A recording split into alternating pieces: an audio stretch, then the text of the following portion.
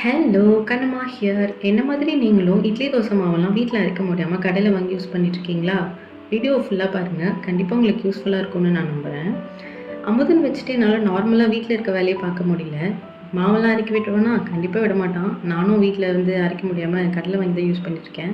வீட்டு பக்கத்தில் பார்த்தீங்கன்னா ஒரு 2-3 மாவு கடை இருக்குது. எனக்கு எங்கேயுமே செட்டே ஆகிறதில்ல.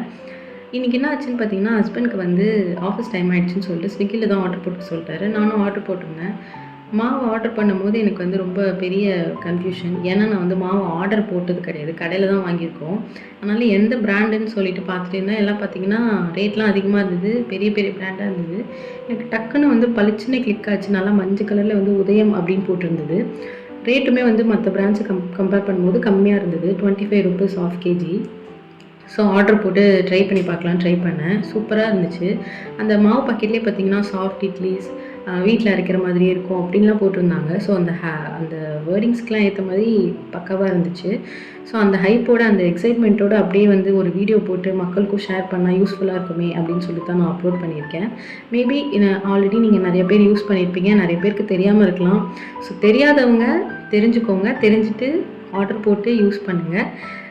நல்லா சாப்பிட்டு என்ஜாய் பண்ணுங்கள். பாய் பாய்.